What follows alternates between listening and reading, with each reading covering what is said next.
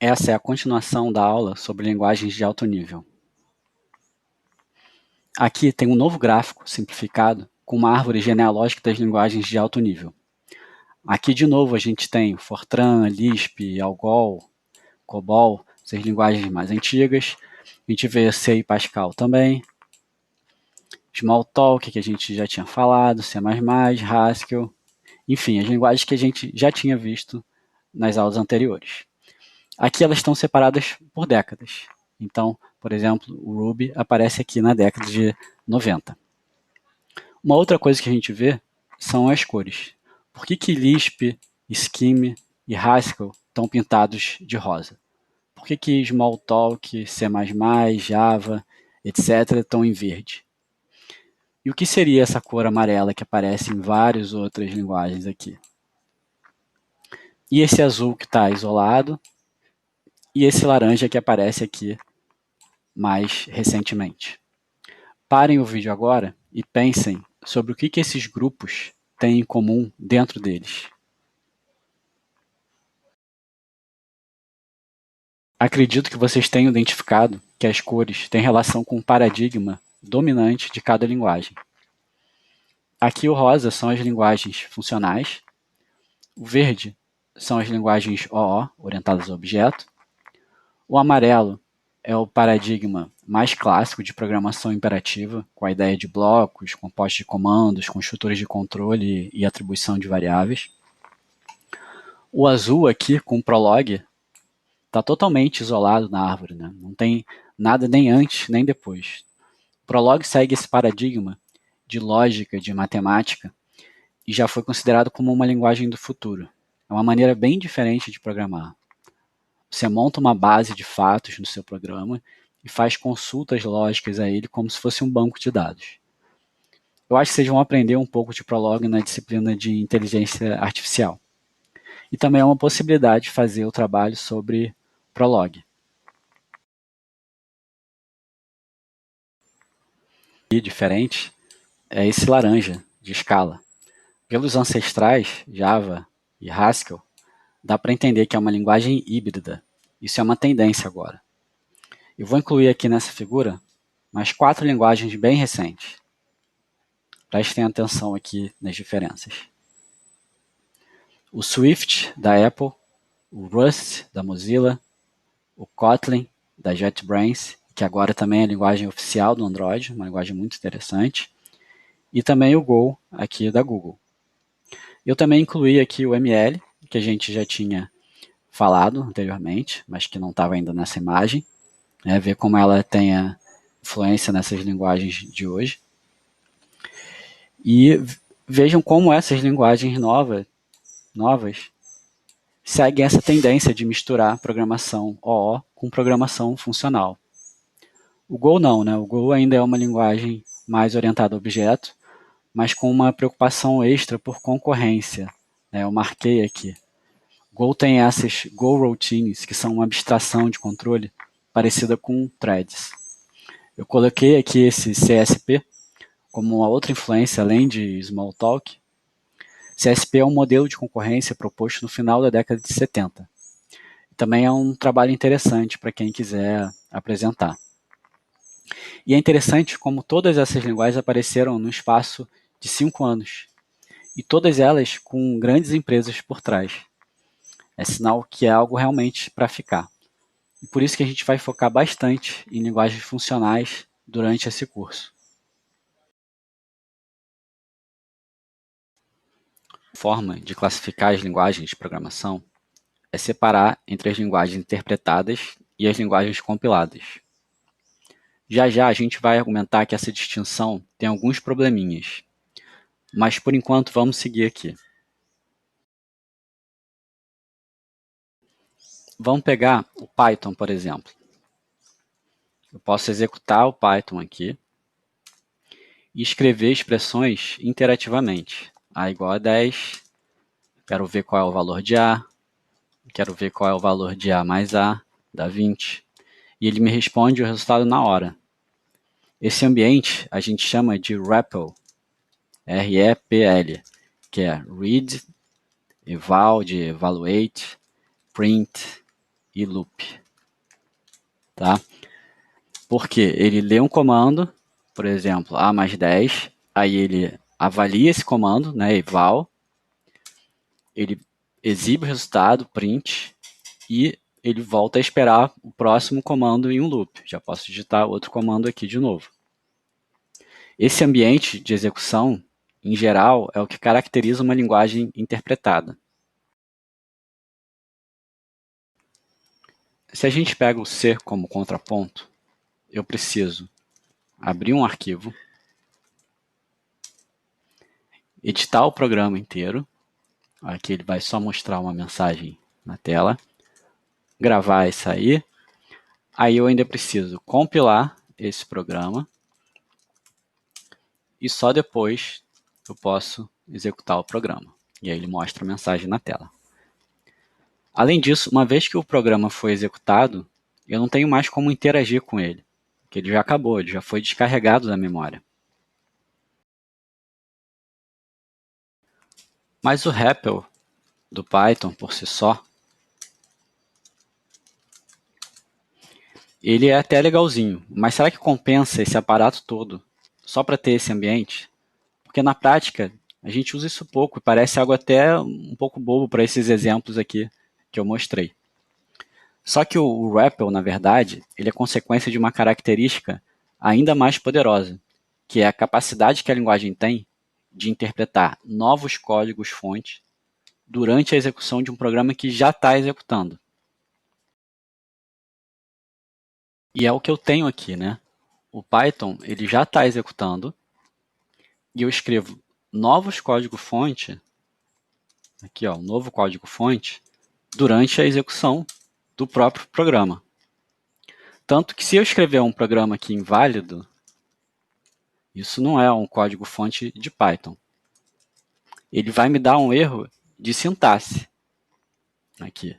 Ele está dizendo que essa sintaxe é inválida. Ele realmente está pegando isso aqui como um código-fonte e está tentando gerar um trecho de programa novo.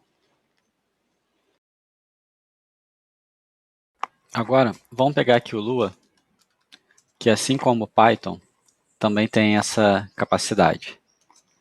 Posso digitar A igual a 10, mostrar o A exatamente da mesma forma com aquele REPL. Vamos editar agora aqui um arquivo.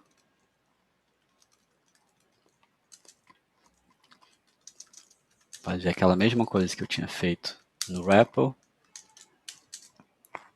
E aí agora eu vou pedir aqui para o usuário digite um programa novo. E aí eu vou ler o que ele vai escrever, como se fosse o input do Python. Então ele vai me devolver aqui o texto digitado, devolve o texto digitado. Aí eu vou pegar esse texto e vou dar um load nele. Esse comando de load, ele carrega a string passada como uma nova função. Então esse f aqui é uma função nova, que eu posso executar essa função. Executa o código que o usuário digitou. Vamos ver isso aqui agora, se vai funcionar. Então eu vou executar esse exemplo. Então eu tinha feito A igual a 10, né? Print A, ele mostrou esse valor 10. E agora aqui eu posso escrever um programa novo. E o interessante é que esse programa ele pode usar as variáveis que já estão em execução. Esse A aqui ele já vale 10. E aí eu vou mostrar aqui no final 20. Ficou claro então esse poder do REPL e da função load de Lua? Vamos voltar aqui para o gráfico. Tem várias linguagens que têm funcionalidades parecidas. Então o Lisp é a primeira linguagem com essa característica, que também está presente em Scheme, mas não em ML, que é compilada. Smalltalk, Perl, Python, Ruby, PHP, JavaScript, todas essas linguagens também possuem essa capacidade de avaliar novos trechos de programas durante a execução. E se a gente olhar as compiladas, são praticamente todas as outras. O C a gente acabou de ver, de falar, todas essas que vêm aqui para trás também. O Haskell também é compilado. Tá? E vamos pensar agora aqui em Java. O Java é compilado ou é interpretado? O Java roda numa máquina virtual, né, na JVM. E aí, para o vídeo agora, pensa sobre tudo que a gente falou sobre essa ideia de interpretação de código. E aí, o Java é interpretado ou é compilado? O código-fonte do Java, o arquivo .java, a gente compila para um arquivo .class, que é chamado de bytecode Java, e que depois a máquina virtual executa. Então aqui muitas pessoas dizem que o bytecode ele é interpretado pela máquina virtual de Java e que, portanto, Java é uma linguagem interpretada. Bom, e é aqui que eu e várias pessoas da área, a gente implica um pouco com esses termos de interpretado e compilado, que eu já tinha falado para vocês, que é um pouco problemático. O Java não tem essa possibilidade do REPL, e nem de executar novos trechos durante a execução de um programa já rodando. Então, isso é incompatível com tudo que a gente falou antes de interpretação de código. Bom, e esse detalhe técnico que a máquina virtual executa um código e interpreta é um pouco irrelevante, na verdade. Tudo bem que ele roda numa máquina virtual, mas nada impede de eu criar uma máquina real para executar o bytecode de Java diretamente. E aí, essa mudança de máquina faria do Java, que era uma linguagem interpretada, agora ela ser considerada compilada? Além disso, o Java tem compiladores, já existem esses compiladores que pegam o código Java e compilam diretamente para a linguagem de máquina, sem passar pelo bytecode. Então, isso também contraria essa ideia de interpretação do bytecode pela JVM. E o mais comum hoje é ter uma JVM que transforma o bytecode em código de máquina quando ele percebe que está num ponto que esse bytecode vai ser executado muitas vezes. E aí a interpretação iria deixar esse código lento. O que ele faz é ele pega esse bytecode, transforma em código de máquina e a máquina executa diretamente. Então essa discussão toda causa uma certa confusão. E eu prefiro distinguir entre linguagens dinâmicas e estáticas, e não entre linguagens interpretadas e compiladas. Então, o que caracteriza uma linguagem dinâmica em comparação com uma linguagem estática? Bom, o mais importante é essa possibilidade do REPL, e dessa função que interpreta um novo trecho de código a partir de uma string. Essa função a gente viu que em Lua se chamava load, mas o nome mais comum para ela é esse aqui, eval, de evaluate, de avaliar uma string como sendo um programa. Além disso, essas linguagens dinâmicas sempre têm o que a gente chama de tipagem dinâmica. Vamos abrir aqui o Lua de novo. Eu posso atribuir um valor a uma variável sem dizer qual é o tipo da variável. A variável pode, inclusive, mudar de tipo durante a execução do programa. Outra coisa é que essas linguagens, também em geral, trabalham com listas ou vetores dinâmicos, de maneira mais prática. Vamos voltar aqui de novo para o Lua. Eu posso criar uma lista aqui, com 1, 2, 3. Eu não precisei especificar o tamanho, e a linguagem também vai alocando mais espaço se eu precisar. Eu posso aqui, no tamanho da lista mais 1, guardar um novo valor. Então, se eu olhar lá o que tem no final da lista, vai mostrar o valor 4. Então, não preciso alocar a memória, e a própria linguagem já tem um coletor de lixo que vai identificar quando os dados não são mais necessários e vai desalocar essa memória para a gente.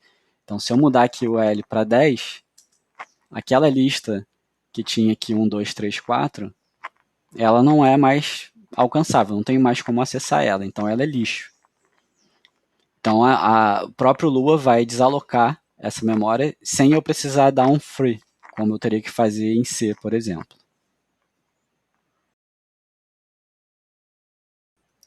O coletor de lixo é essa última característica aqui, Garbage Collector. Tá? E essa diferença entre linguagem dinâmica e estática, ela também não é preto no branco em todos os casos.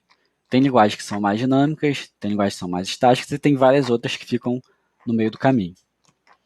As linguagens interpretadas, como a gente tinha chamado antes, Smalltalk, Perl, Python, Ruby, todas elas têm essas características dinâmicas que a gente falou.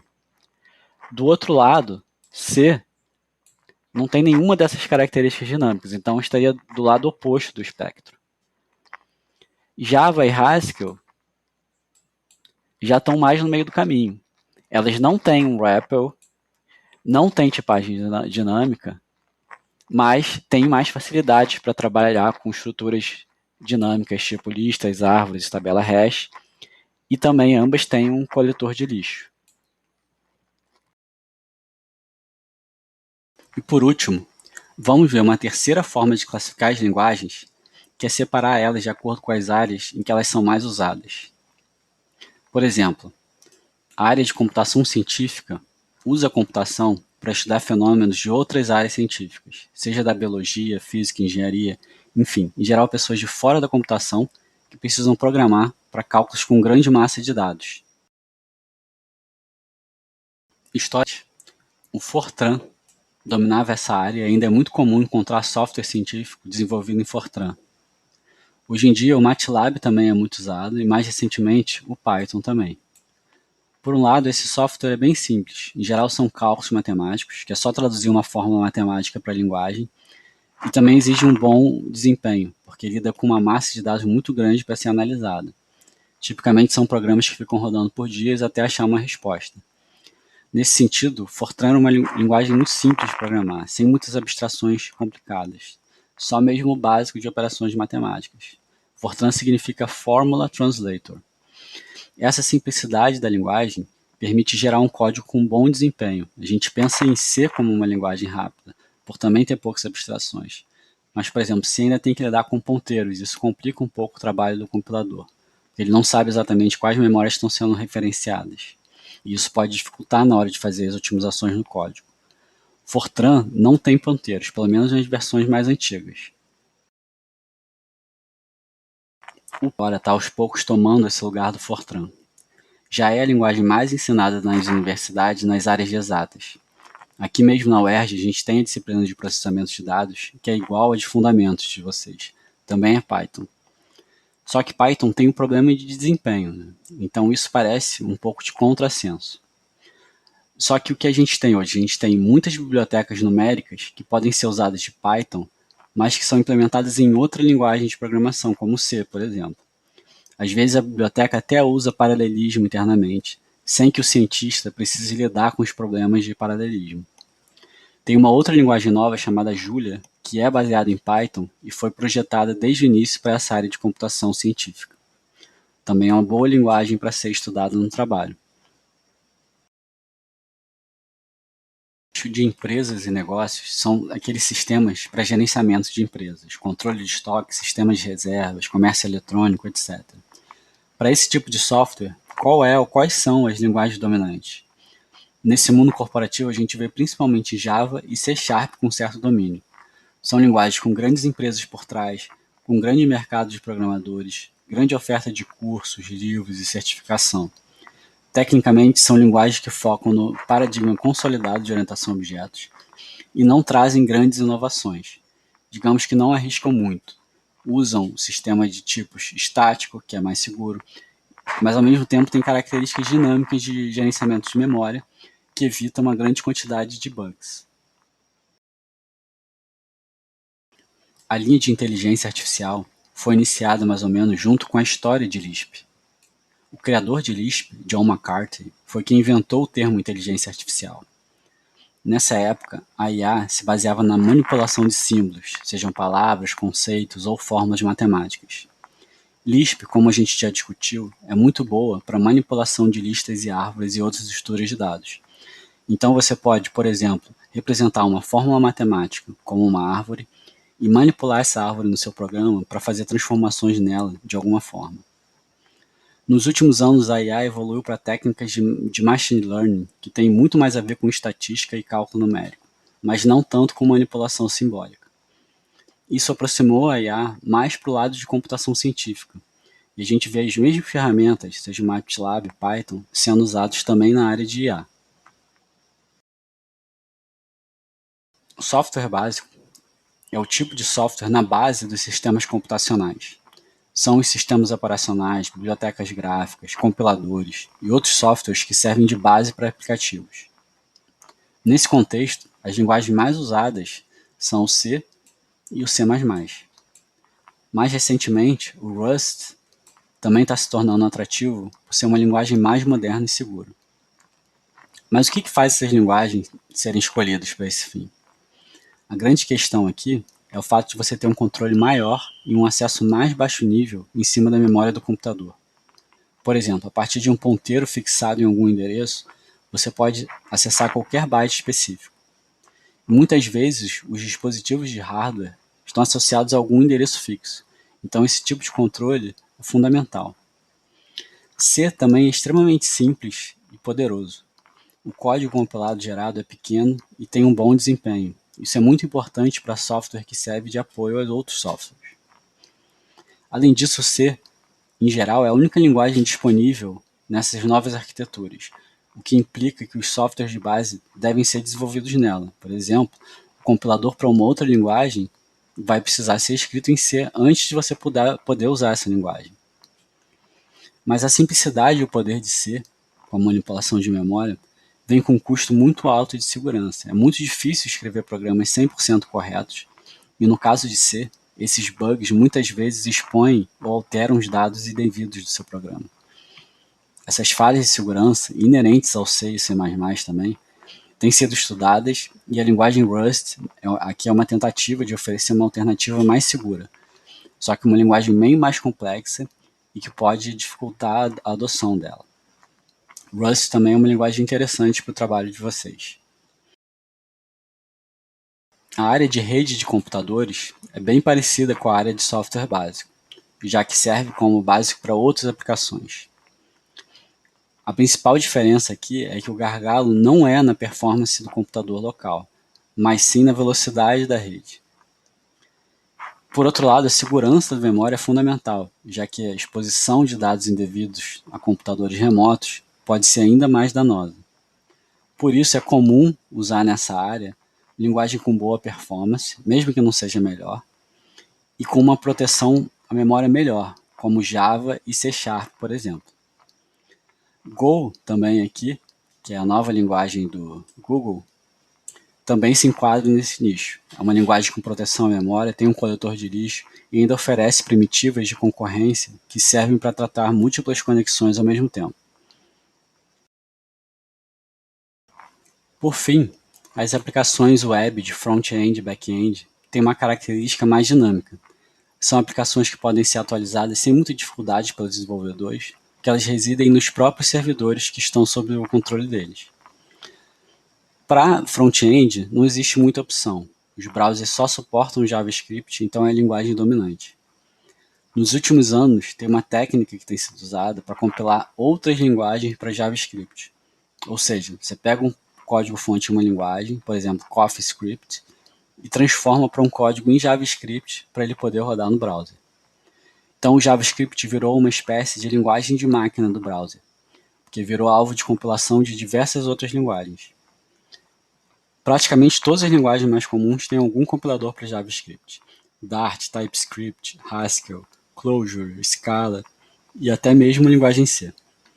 E aí essa técnica ficou tão comum que mais recentemente criaram um padrão de uma linguagem binária, realmente mais próxima de uma linguagem de máquina, para ser mais enxuta e eficiente para ser alvo de compilação dessas outras linguagens de mais alto nível.